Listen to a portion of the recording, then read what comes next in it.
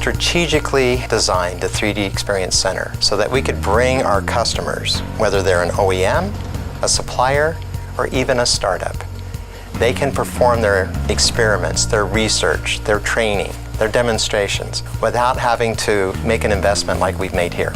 We can take the system of work that typically is 3 to 5 years for like a UAS, and our mission is to take that 3 to 5 year life cycle down to 90 days. We have the right tools, we have the right processes, methods, libraries, the right platform, and the expertise of our partnership with NIAR and Wichita State.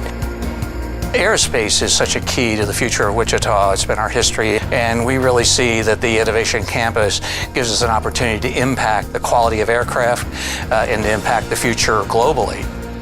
Dassault Systems is such an important base of the aerospace industry.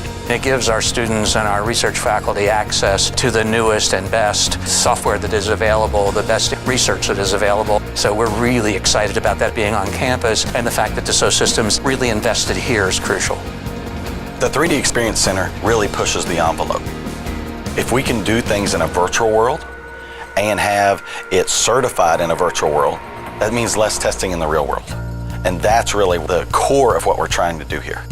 The university and the 3D Experience Center here on the Innovation Campus allows these industries to step away from their normal day. It challenges a good engineer to be the best engineer he can be.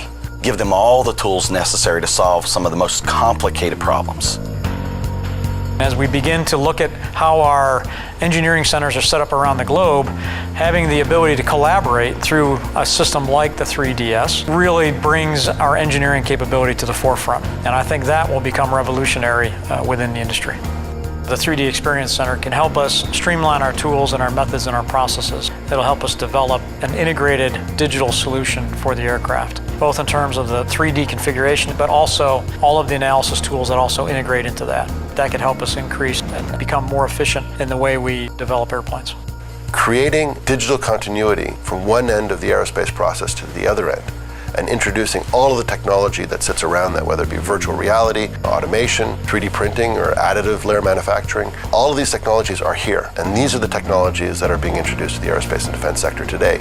Furthermore, since we have a massive physical test infrastructure here as well, and a very close collaboration with the regulatory authorities, gives us the opportunity to industrialize and regulate those new practices and processes so they can be used in production.